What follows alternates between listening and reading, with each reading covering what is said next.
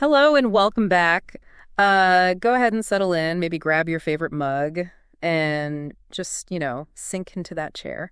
It's really good to have you with us again here at the Psychology of Money podcast. Yeah, welcome everyone. This is your space, right? A place to untangle the complicated, often messy, and deeply human relationship we all have with our finances. It really is. We're not here for those hot stock tips or, the get-rich-quick schemes. That's not what this is about. Definitely not. We're here for the real stuff, the feelings, the fears, and the foundational knowledge that helps you build a life of genuine financial well-being. That foundation is key.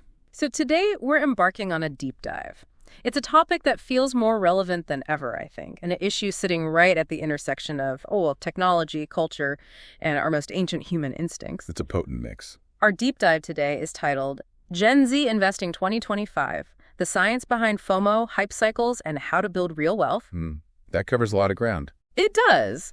And if you're a young adult navigating the financial world today, it's just fundamentally different from any generation before you. Oh, absolutely. Unrecognizably different in some ways. You've basically been handed a smartphone that's also effectively a casino, right? Right. Or maybe a trading desk in your pocket. And a social media feed that acts like a financial advisory firm, sometimes a really bad one. Often unqualified advice, yeah. And then there's this cultural narrative screaming you're either getting rich overnight or, you're being left behind forever. It's intense. It really is. That pressure is immense. It's a world of dizzying highs, gut-wrenching lows, Yeah. meme stocks, cryptocurrencies, and that relentless, just gnawing feeling of FOMO, the fear of missing out. That FOMO is a powerful force we need to unpack. Exactly. So how do you navigate this? How do you separate the signal from all that noise, the genuine opportunity from the, frankly, dangerous hype? Yeah, that's the million-dollar question, isn't it? And maybe most importantly, how do you build real, lasting wealth in an environment that feels like it's designed to prey on your impulses? Okay, yeah. That's what we need to get into. That's precisely what we're going to explore today. We'll look at the stories, the history behind it all, the science, and then, crucially, the real practical solutions. Because understanding is the first step. Understanding the forces that shape your decisions is the crucial first step toward taking back control. So let's start by stepping into someone else's shoes for a moment. Okay, I'm ready. I want to begin with a story.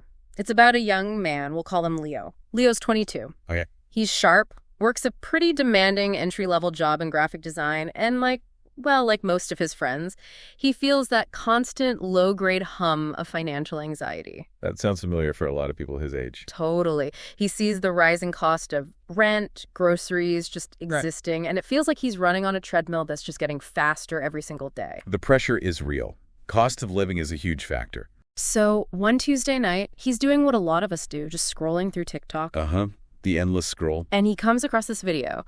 A charismatic guy, probably not much older than him, is passionately explaining why this new cryptocurrency, let's call it Novacoin, is about to go to the moon. The classic to the moon pitch. Rocket emojis included, I bet. Oh, absolutely. The comments are just a blur of rocket emojis, fire symbols, you know the type. Just put $100 in, you won't regret it. This is the next Bitcoin. My brother already 5x'd his money. Wow. So pure hype and social proof hitting him all at once. Exactly. And Leo feels this jolt. It's not just excitement, it's sharper than that. It's like a door opening he didn't even know existed and everyone else is already rushing through it. That's FOMO hitting hard. Textbook FOMO. It's a physical thing for him. Tightness in his chest, this kind of frantic energy in his fingers as he opens the app store, downloads the crypto exchange everyone's talking about. So he acts on it immediately. Immediately. Puts in $100. Feels kind of illicit, Yeah. Exciting. A little bit like gambling, maybe. Probably. Then the next morning, he wakes up. First thing he does before even getting out of bed, checks his phone. His $100 is now $130. Boom. Instant reinforcement. Instant. A surge of, like you said, pure, uncut dopamine floods his brain. He thinks, I was right. The TikTok guy was right. This is real. The brain loves that feeling. Confirmation. He screenshots the game, sends it to his group chat. Replies are instant. Dude, nice. Whoa, I'm getting in too. And the social validation pours in. It just Yeah. feeds the cycle. Totally feeds it. So the next few days are just a fever dream. Leo is glued to his phone, checking the price every 5 minutes. Excessive checking. Yeah, that's a sign. At work, in the bathroom, when he's supposed to be listening to his boss, he joins a Discord server just for Novacoin. Oh, the echo chamber. Right. It's a 247 echo chamber of pure hype. Every dip is just a buying opportunity. Every skeptic is a hater who doesn't get it. Isolating contrary opinions. Classic groupthink. The language is tribal, urgent. Diamond hands, they say. HODL. Don't be a paper-handed coward who sells. Creating that in-group, out-group dynamic, us versus them. Meanwhile, his initial $100 is now worth $500. Okay, so the wins are continuing, reinforcing the belief. The feeling is just intoxicating. Feels like a genius, like he's cracked some code the rest of the world is too slow to see. Overconfidence bias kicking in big time. So he does what his brain, high on victory and validation, tells him to do. He goes bigger. Oh boy, how much bigger? He takes $2,000 from his savings, money he'd painstakingly set aside for a down payment on a reliable car, puts it all into NovaCoin. Wow, that's a significant jump. Betting the car fund.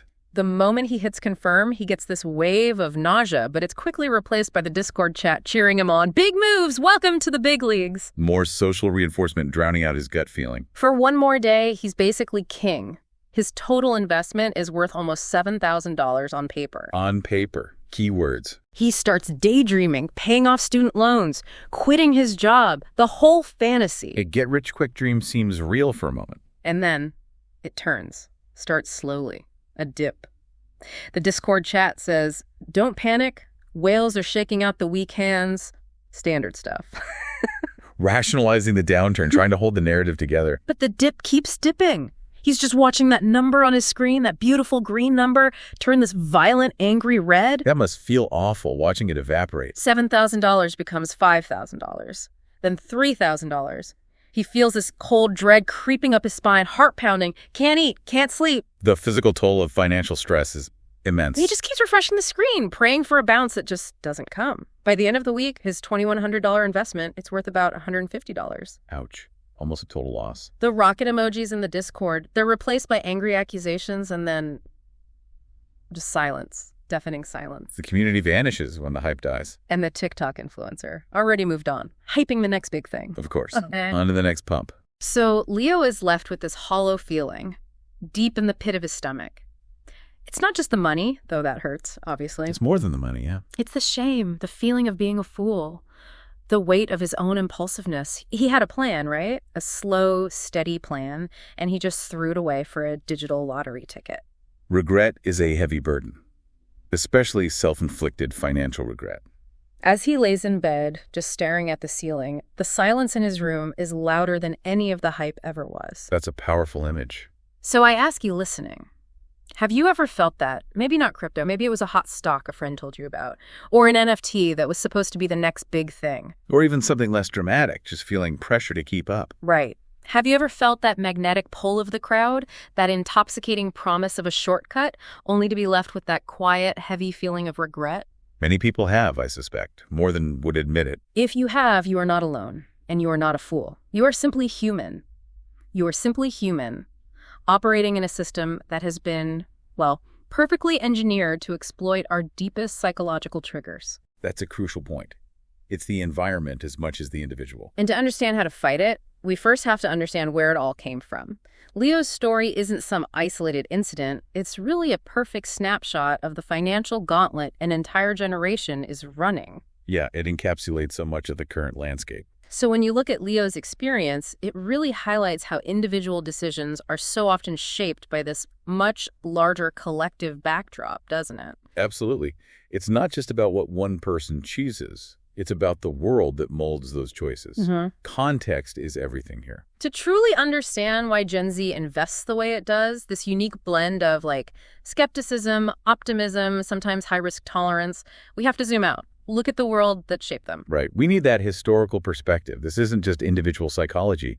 It's generational experience. So what defines this landscape? Where does this all start? Well, I think the genesis of Leo's story, and really much of Gen Z's financial behavior, starts way before TikTok.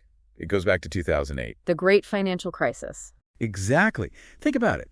The oldest Gen Z members were maybe 11, 12 years old then. They might not have understood collateralized debt obligations. No, definitely not. But they absolutely understood the atmosphere at home. They saw the stress on their parents' faces. They heard those hushed, worried conversations about layoffs, foreclosures, lost savings. They absorbed the anxiety, even if they didn't get the details. Precisely. And through that, they absorbed a profound lesson. The traditional systems, the ones their parents trusted, they could fail catastrophically. So a deep skepticism was baked in early on. Deep-seated skepticism Yeah. of traditional banks, Wall Street, even the idea of a safe corporate career path. That promise of work hard, 40 years, retire with a pension started sounding like a fairy tale. Like something from a history book, not their future. Right. Not a realistic blueprint anymore. Okay, so you have this generation starting with skepticism. Then what happens? How does technology play into it? Because that feels like a huge piece of the puzzle. It's the next massive disruption. Building on that skepticism came the technology of access.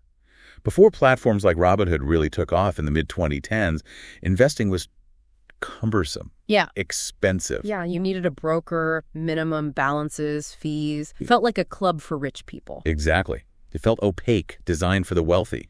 These new apps completely flipped that script. Suddenly, the stock market wasn't some distant institution. It was a game on your phone. A game is a good word for it. Well, the user interfaces were deliberately clean, colorful, intuitive.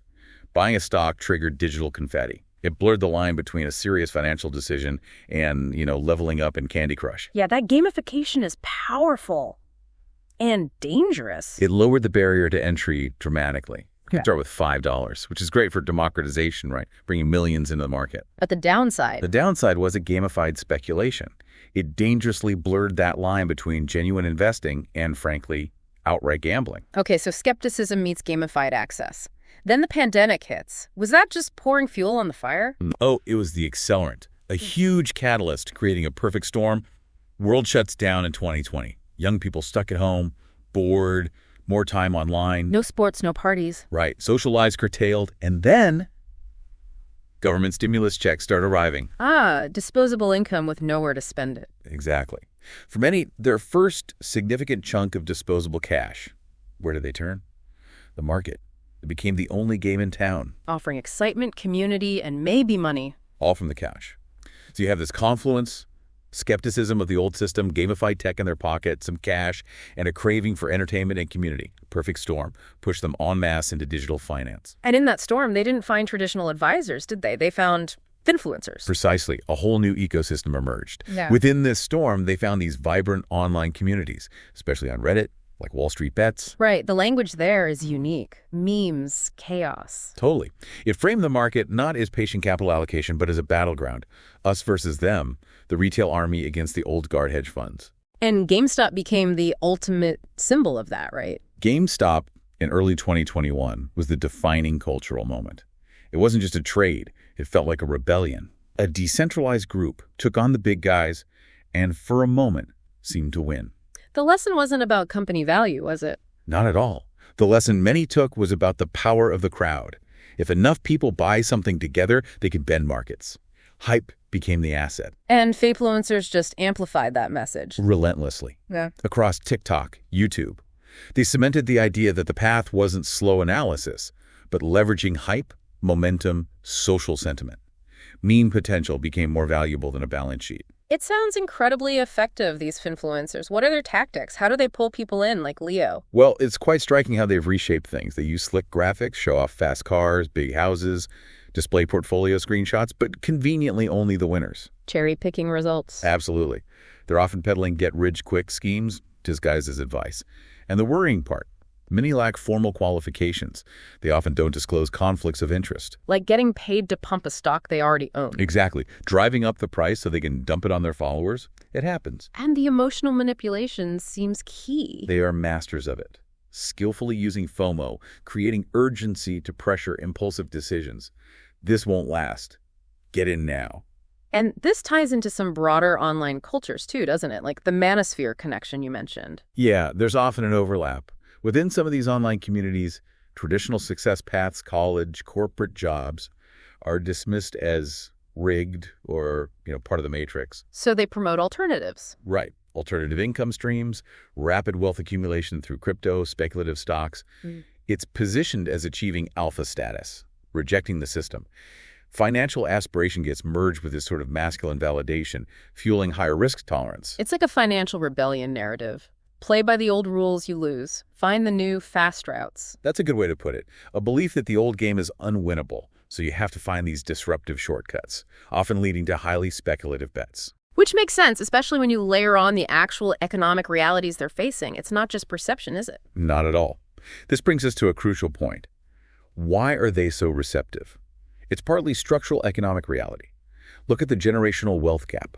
The data is stark. How stark? Baby boomers by age 30 had way more wealth, around $120,000 adjusted compared to Gen X, $95K, millennials, $62K, and especially Gen Z, down at $40,000. Wow, that's a huge drop-off. And it's not just individual choices. It's structural shifts, disadvantaging younger generations.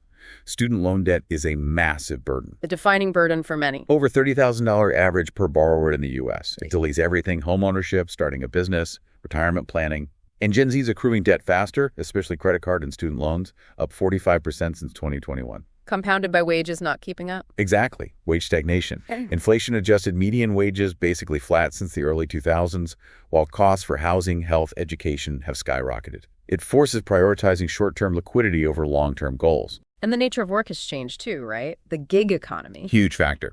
Gig jobs mean irregular income, limited access to traditional benefits like employee retirement plans, often excluded from auto-enrollment pensions. This fosters caution, risk aversion, but also a preference for quick liquidity when they do invest. Plus, a mistrust of traditional finance. Yeah, the financial industry historically focused on high net worth clients. High fees, complex products alienated younger people.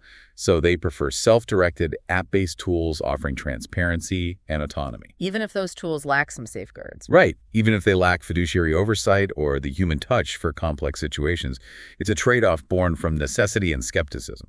So you see, the financial world Gen Z is in, it wasn't an accident. It's this historical domino effect. Crisis breeds skepticism, tech provides access, pandemic provides the catalyst, culture provides the narrative. A world rewarding speed, hype, herd behavior. Yeah. A world that gave us Leo's story. And it's a world running on code written deep inside our own brains.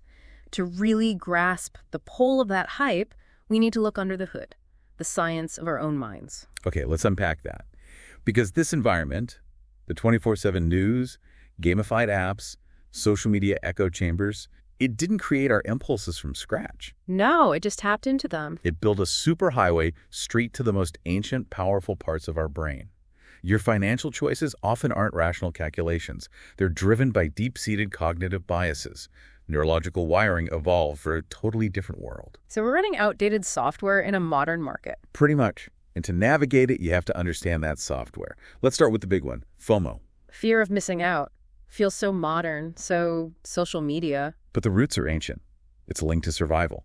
For our ancestors, being part of the group was life or death. If the tribe found food or shelter, being left out was a huge risk. So our brains evolved an alarm. A powerful alarm.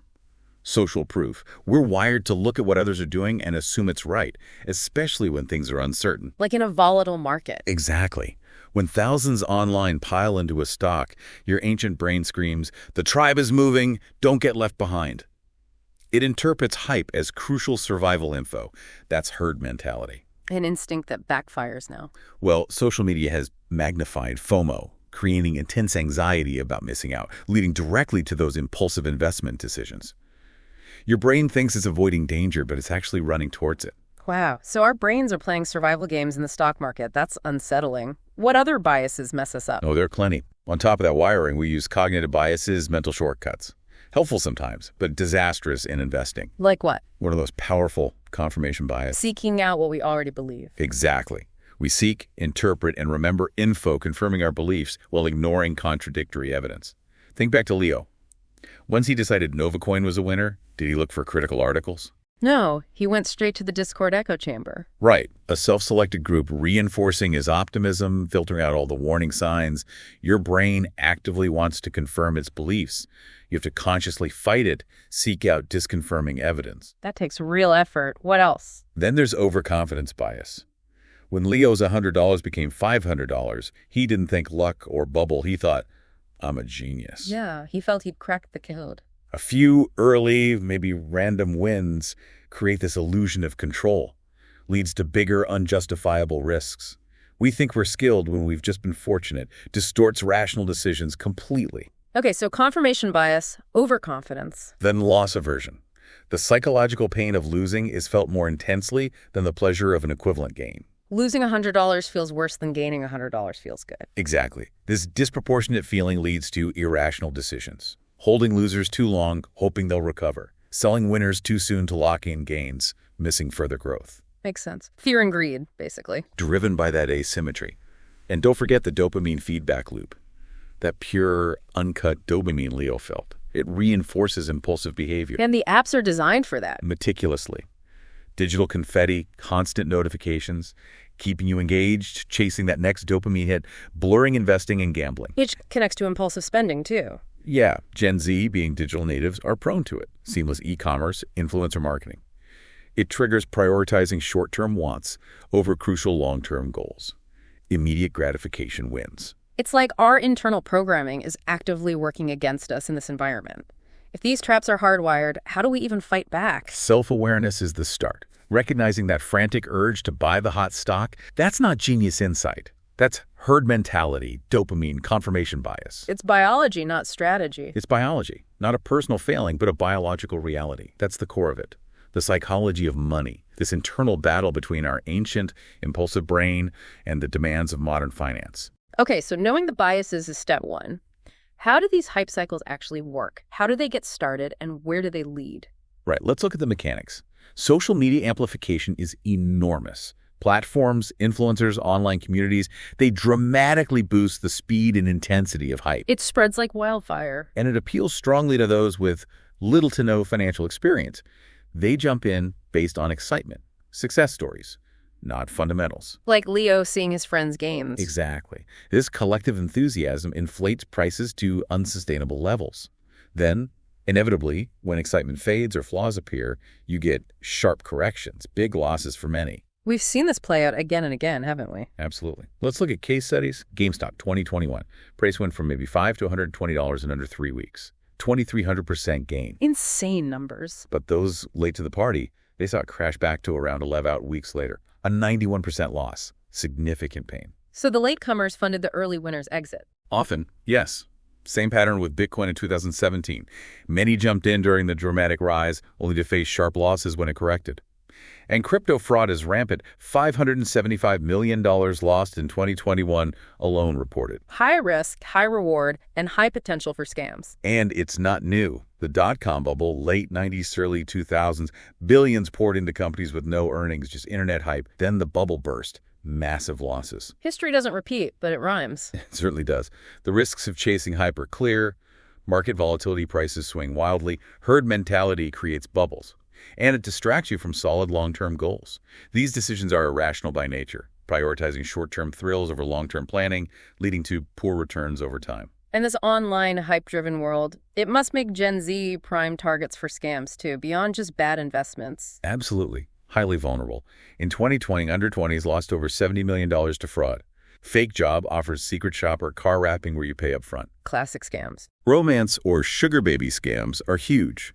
$547 million lost to romance scams in 2021. Phishing, smishing, using threats or urgency to get info. Scholarship or debt relief scams, preying on financial anxiety. What are the red flags people should watch for? Always be skeptical of unsolicited offers of free money. Urgent requests for personal info. Contacts from strangers on social media promising riches. If it sounds too good to be true, It probably is. almost certainly is. Okay. Recognizing these traps, understanding the landscape, that's the first half. The second, maybe more empowering half, is building the systems and habits to protect yourself. Exactly. It's not about eliminating emotion that's impossible.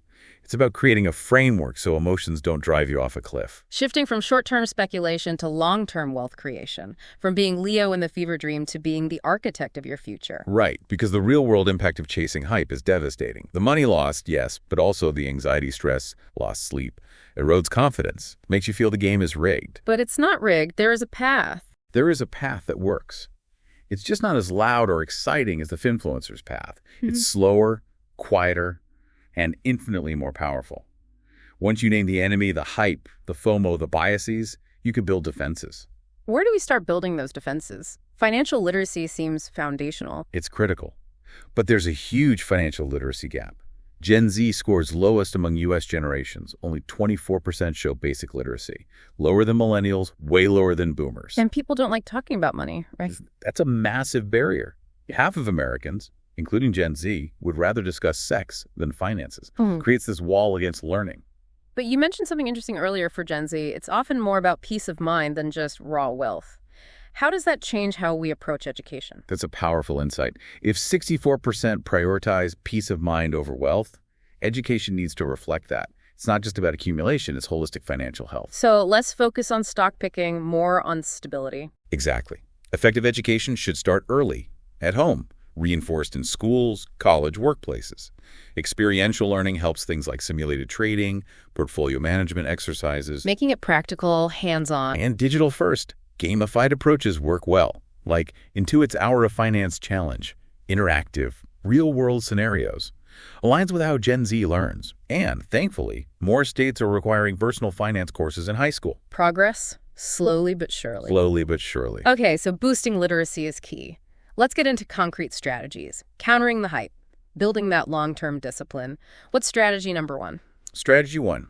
Embrace the idea that boring is beautiful with index funds. Boring is beautiful. I like that. The problem is hype chasers look for that one magic stock, that crypto moonshot. The reality, picking individual winners is incredibly difficult, even for pros. So instead of the needle in the haystack. Buy the whole haystack. That's an index fund. It holds a bit of everything in a major market index, like the S&P 500, the 500 biggest U.S. companies. So you instantly own tiny pieces of Apple, Microsoft, Amazon. Hundreds of them. Benefits are huge. 1, instant diversification. If one company tanks, it barely dents your overall investment. Reduces risk massively compared to owning just 1 or 2 stocks. Makes sense. What else? 2, low costs. They're passively managed. Just track the index automatically. Fees are incredibly low. More of your money works for you. Unlike actively managed funds with higher fees. Right. And 3, proven performance. Markets go up and down, sure. But long term, the trend is up. S&P 500 averages around 10% annually historically since 1926. It's not flashy, it won't 10x in a week, but it's the single most reliable and proven method for building wealth over time. Even Warren Buffett recommends them for most people. He absolutely does. Says index funds beat stock picking for the vast majority. Okay, boring is beautiful, buy the haystack. But for someone who has seen friends get lucky, slow and steady can feel agonizingly slow. How do you stick with it? That's the core tension, isn't it? Yeah. Which is why strategy 2 is so vital. The autopilot wealth machine, dollar cost averaging, or DCA. Dollar cost averaging. Explain that. The problem is trying to time the market. Buy low, sell high. It's a fool's errand. Nobody can consistently predict market moves. So stop trying to time the market. And focus on time in the market. DCA is simple. Invest a fixed amount regularly, say $50 every Friday, into your index fund, regardless of market conditions. Whether the market is up or down, same amount. Exactly. The magic is when the market's high, your $50 buys fewer shares. But when the market dips, your same $50 buys more shares. So you automatically buy more when prices are low. Precisely. Over time, it lowers your average cost per share. It removes emotion, removes guesswork. You're not panicking in a crash. You're automatically buying at a discount. Not getting greedy in a peak, staying disciplined. It turns volatility into an advantage. Turns volatility, the thing causing anxiety and bad decisions, into your friend. Builds wealth on autopilot.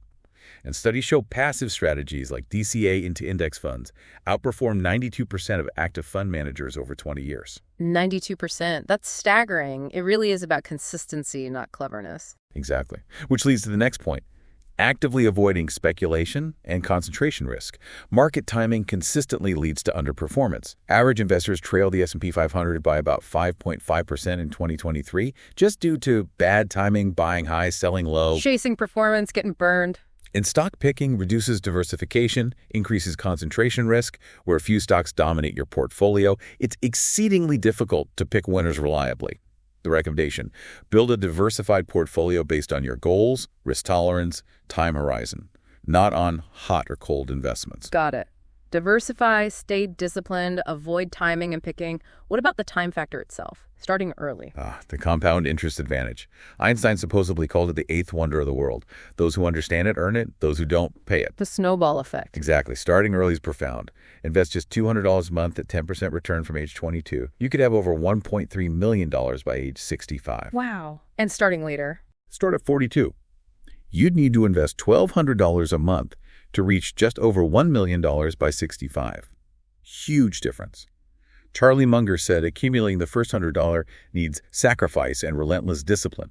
After that, compounding does the heavy lifting. That first $100 K is the hardest. Then the snowball really starts rolling. Powerful stuff. But we live in this tech age. How do we use tech wisely? Not let it lead us astray like Leo. It's all about intentionality. First, curate your information diet. Treat financial info like food. Avoid the junk food finfluencer content. Cheap, easy, addictive, no nutritional value. So audit your feeds. Audit your social media right now. Unfollow the hype, the urgency, the guarantees. Unfollow the rocket emojis. Seek out qualified planners, respected authors, evidence-based sources. Build a personal board of financial advisors, trusted books, sites, mentors. Replace the noise with wisdom. Okay, curate the input. What about the tools themselves, the apps? Tame the technology. Trading apps are designed for addiction. Reclaim your attention. Turn off notifications immediately. You don't need real-time alerts. Schedule check-ins. Yes. Decide on a frequency once a day, ideally once a week, and stick to it. Less looking means fewer emotional decisions. And create friction. Move the app off your home screen. Bury it in a boring folder. Make it harder to access impulsively. Makes sense. Reduce the temptation. What about using new fintech tools positively? Robo-advisors, AI. Embrace innovations, but cautiously. Robo-advisors, appealing for convenience, cost, customization, often have educational tools, but note limitations. Maybe no fiduciary duty, lack human touch for complex needs. AI budgeting tools, chatbots. Gaining traction. 40% of Gen Z use chatbots for financial guidance. Can automate savings, give spending insights. Hybrid advising combines human experts with digital tools, scalable, personalized, good for autonomy plus guidance. And apps using gamification for good. Yeah, behavioral nudges, gamification, incentives, progress tracking, rewards, spending challenges can drive positive habits. Micro-investing, fractional shares, lower barriers. Powerful allies if used thoughtfully, understanding their limits. What about aligning investments with values? ESG investing. Crucial for Gen Z, they're socially conscious. ESG, environmental, social, governance factors are huge. E is environmental impact. S is social criteria, labor, diversity. G is governance leadership, pay, audits. So you can invest in companies doing good. Exactly. Thematic funds let you match investments to values. Negative screening excludes bad industries, tobacco. Positive screening invests in impactful companies. It's fundamentally long-term, aligning well with Gen Z's horizon. Financial returns plus societal impact. That's a comprehensive look at tech. Now, index funds are great, but true resilience often means diversifying beyond just stocks, right? Like the rich dad, poor dad ideas. Excellent transition. Moves beyond just investing earned income to generating new streams. Kiyosaki's core idea. Difference between assets and liability. Asset puts money in your pocket, liability takes it out. Simple but profound. Asset, biological property generating cash flow. Liability, depreciating car, non-income producing degree with loans. The wealthy acquire assets that generate income, use that income to buy more assets. A virtuous cycle. How does Gen Z apply this? Building multiple income streams, because job security is dead. True security is diverse income, earned job, portfolio dividends, passive rentals, royalties. Business, wealthy prioritize portfolio, and passive. So side hustles. A powerful start, leverage skills. Freelance writing, design, web dev, tutoring, create courses. But the key is evolution. Don't just trade time for money forever. Turn the hustle into a system. Exactly. Like Leo, the designer freelancing earned. Then maybe starts a small agency, outsources work, this income, or creates design templates, passive income. Move toward systems generating income without your constant effort. What about real estate for Gen Z? Seems tough now. These different approaches. House hacking is great. Buy a multi-unit, live in one, rent the rest. Use lower down payment loans, FHA, VA. Learn landlording, build equity while tenants pay mortgage. Like buying a duplex, living in one side. Perfect example. Tenant rent covers much, maybe all of your mortgage. Build equity fast. Or multi-generational strategies, partner with family. Parents help with down payment. Gen Z manages. Shared profits. And if direct ownership is out? REITs, real estate investment trusts. Invest small amounts, liquid, diversified, pay dividends, own shares in companies owning income properties. without the landlord hassle. Okay, what about other alternatives? Crypto, collectibles, with caution. Definitely with caution. Real estate crowdfunding, like Fundrise, peer-to-peer lending, cryptocurrency. Treat it as a small part of your portfolio, 5–10% max. Right. Understand the volatility, the risks, high potential return, equally high loss potential. Collectibles, Yeah. sneakers, cards. Can be investments, but need deep market knowledge, capital, understand the risks. Highly illiquid, susceptible to trends. These are not core wealth builders. Small speculative portion, if at all. Right. Handle with care. Extreme care. Okay. We've covered a lot of ground. Started with Leo's painful crypto journey, explored the history shaping Gen Z's financial world, the neuroscience behind hype and FOMO, and landed on practical solutions. Yeah, index funds, DCA, smart tech use, diversifying income. So tying it all together, what's the core message? I think the central lesson is clear. That frantic, FOMO-driven world of speculation. It's not inherently your fault it exists, but navigating it successfully is your responsibility. The world wants you impulsive, emotional, short-sighted. Exactly. And building real wealth requires the opposite. Discipline, patience, long-term focus. Consciously choose the boring, beautiful consistency of index funds over the fleeting thrill of meme stocks. Trust DCA over finfluencer promises. And this isn't just about money, is it? It's about well-being. Absolutely. Financial health and mental health are deeply intertwined. The anxiety, stress, sleepless nights from gambling and markets, heavy toll. A disciplined long-term plan is a form of self-care, a gift to your future self. A gift of security, freedom, peace. Precisely. Let me bring back Chloe's story quickly. Remember her. Burned by a meme stock, lost $1K, felt defeated. Right, the follow-up story. After listening here, she tried it a different way. Retirement account, auto-transfer $25 a week to an index fund. Crucially, deleted the trading app. Simple steps, powerful combination. She said, first few weeks felt like doing nothing. So boring. But then I realized the constant anxiety was gone, sleeping better. 6 months later, checked my account. Shocked. Small contributions had grown. Not life-changing yet, but real. And the feeling was different. Totally different. Not the frantic high of a gamble paying off. A deep, quiet feeling of pride and security. She didn't get rich quick. She got wealthy smart, replaced the roller coaster with discipline, bought back peace of mind. That's it right there. Chloe's story nails it. Wealth building is a marathon, not a sprint. Yeah. Patient accumulation, not frantic jackpot chasing. You have the tools, the knowledge. You can opt out of the casino, become the patient builder. Absolutely. You have that power. And you don't have to do it alone. This deep dive, it's more than just us talking. It's a community. And communities thrive on shared experience. Yeah, learning from each other is key. So for our call to action this week, I want to invite you into that conversation. Head over to the comments section website, podcast app, wherever you listen. What do you want them to share? Share one financial habit, big or small, that you are working to change, and tell us why. Maybe it's starting that first $20 weekly index fund investment. Maybe unfollowing that hype account. Maybe finally creating a budget. Making a commitment public can be powerful. Exactly. By sharing, you do two things. One, you make it real for yourself, solidify the commitment. Two, you show someone else struggling that they're not alone. Your story could be the spark someone else needs. Love that. Building that supportive community. Thank you for sharing this space and this time with us today. And remember, please be kind to yourself through this. It's a process of learning and unlearning. It takes time. Be patient with You have everything you need to succeed.